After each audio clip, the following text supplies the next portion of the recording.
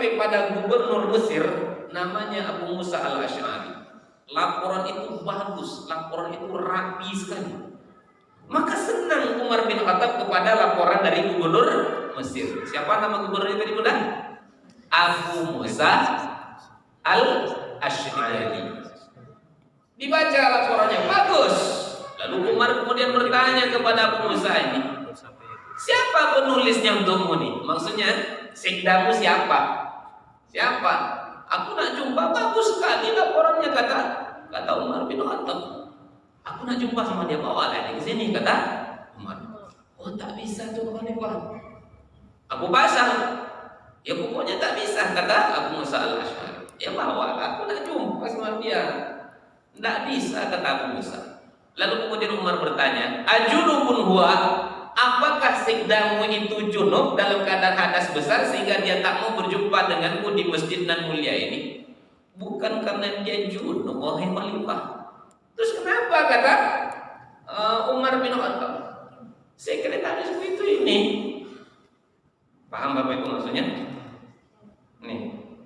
Paham Pak? Paham. Sekretarisku itu Nasrani yang tadinya dipuji-puji laporannya oleh Umar bin Khattab, kemudian ditepunya pahanya Abu Musa. Pah! Terlonjaklah Abu Musa ini. Marah Umar. Apa kata Umar? Pecat dia, kata Umar. Kok begitu? Lupakah engkau dengan firman Allah yang mengatakan, ya ayyuhalladzina amanu la tattakhidul yahuda wan nasara awliya'a ba'duhum awliya'u ba'd wa may yatawallahum minkum fa innahum minhum. Surat Al-Maidah ayat 51 yang kemarin viral di tahun 2017. Surat ayat yang viral di tahun 2017 kalau tak salah. Wahai orang-orang yang beriman, jangan kamu jadikan orang Yahudi, orang Nasrani sebagai pemimpin. Jangan kasih mereka jabatan. Siapa di antara kalian yang berkawan dengan mereka, siapa di antara kalian menjadikan mereka, memberikan jabatan kepada mereka, memberikan mereka posisi-posisi yang strategis, maka kalian bagian dari Yahudi dan Nasrani. Ujung ayat mengatakan, innallaha la yahdil qaumaz zalimin. Allah takkan memberikan hidayah kepada orang-orang yang berbuat zalim.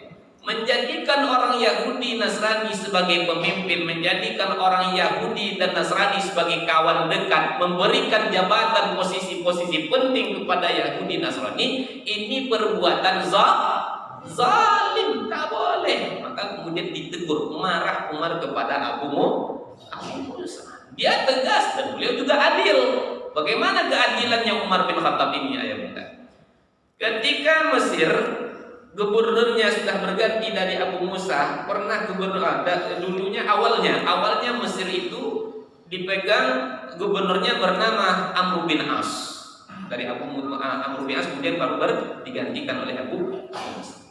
Ketika pemerintahan Amr bin As, bunda yang dirahmati Allah, maka Mesir itu kan dibebaskan oleh Amr bin As. Maka untuk kepentingan negara negeri yang baru dibuka, kalau Nabi Muhammad SAW sampai di Madinah, yang pertama kali dibangunnya adalah masjid. Maka Amr bin As sampai di Mesir setelah dibebaskan dari penjajahan Romawi, maka Amr bin As ingin juga buat masjid. Tentu masjid yang akan dibangun itu lebar, tak kecil, karena umat Islam banyak. Kayak bunda yang dirahmati Allah, dibelilah tanah oleh Amr bin As. Kayak bunda dibeli, bukan diminta. Karena kebutuhan membangun masjid itu teramat membutuhkan tanah yang luas, maka dekat tempat pembangunan masjid itu ada tanah orang Yahudi. Umar nak beli, Amr bin As nak beli. Bapak Yahudi ini tak mau jual. Ini masjid untuk kepentingan siapa tadi ya bunda? Pribadi atau untuk kepentingan bersama? Untuk kepentingan bersama. Tanah itu dirampas atau dibeli? Dibeli. Orang Yahudi ini tak mau jual. Maka kemudian oleh Umar ditawarnya dengan harga yang tinggi. Intinya bukan ganti rugi, tapi ganti untung dengan berlipat ganda. Orang Yahudi ini tak mau. Karena ia tak mau juga, maka kemudian Amr bin As manfaatkan kekuasaan. Akhirnya disita tanah itu oleh Amr bin As. Kemudian duit dikasih, tapi orang Yahudi ini tetap tidak rego. Walhasil ayah bunda yang dirahmati Allah, mengadulah orang Yahudi ini kepada Khalifah Umar bin Khattab. Berangkatlah dia dari Mesir ke Madinah. Mesir Madinah itu ayah bunda bukan dari jalan lili macam jalan lili ke jalan Melur sana. Bukan dari macam kita jalan lili ke Panam sana, bukan ke Garuda Sakti sana. Jauh jaraknya, berhari-hari, berbulan-bulan. Maka ya bunda yang dirahmati, berangkatlah dia ke Madinah ingin menjumpai Umar, karena dia merasa terzolimi oleh siapa tadi? Oleh Amr. Berjalanlah dia ya bunda yang dirahmati Allah. Kalau tak salah lebih dari sebulan selama itu perjalanan. Berjalanlah ke Madinah.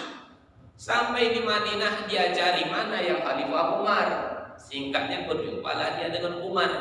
Dia ceritakanlah apa yang dilakukan oleh Amr bin As kepada dirinya. Tadi dirampas atau diganti rugi atau diganti untung?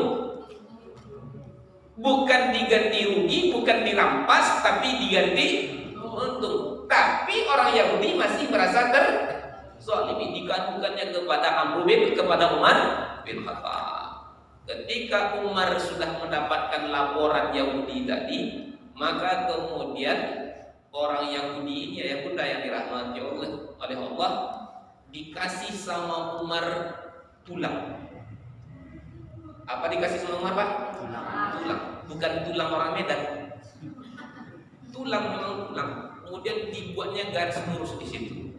Ayah bunda, jauh-jauh berhari-hari, berminggu-minggu dari Mesir ke Madinah, bukannya disambut dengan pizza, bukannya disambut dengan karpet merah, diajak makan ayam penyet dan lain sebagainya, tapi dikasih apa?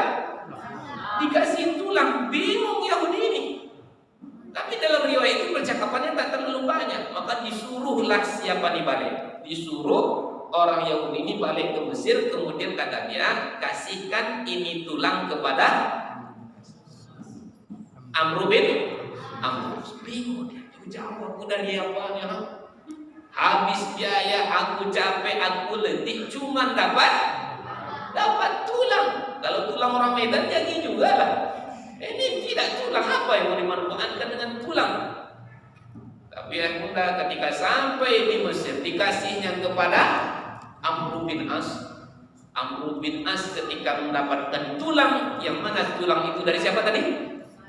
Dari Umar bin Khattab yang sudah digaris lurus oleh Umar dengan pisaunya atau dengan pedangnya, menggigil dia langsung Pak, menggigil. Hampir dia pingsan, bahkan ada riwayat yang mengatakan dia pingsan mendapatkan tulang. Oh ini kalau kita ini mengatakan ini cocoknya di jimat nampaknya nih kita ya. Simpan, kemudian nanti jumpa dengan orang yang kita segan, kasihkan dia tulang, langsung dia mati nampaknya kata kita.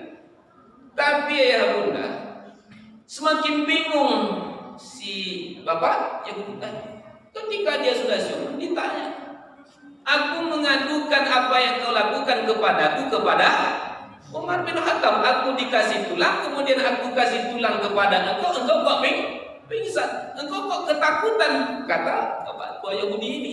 Maka singkatnya ya bunda yang dirahmati Allah, ini tulang kata Amr bin As, ini adalah nasihat dari Umar kepadaku. Apa maknanya? Kalau aku tetap melanjutkan niatku tadi, mengambil tanahmu tadi sekalipun sudah diganti dengan uang yang berlipat ganda, maka Umar akan buat aku seperti tulang. Di garis-garis yang cincang-cincangnya aku sama Umar. Ayo bunda, begitu kalau orang beriman dapat nasihat. Tapi kalau orang tak beriman, dia dapat nasihat, dia akan sakit hati. Kan kita kan sering seperti itu ya. Dinasihati sama orang kemudian kita marah. Masalahnya di mana tuh ya bunda? Berarti iman kita yang sedang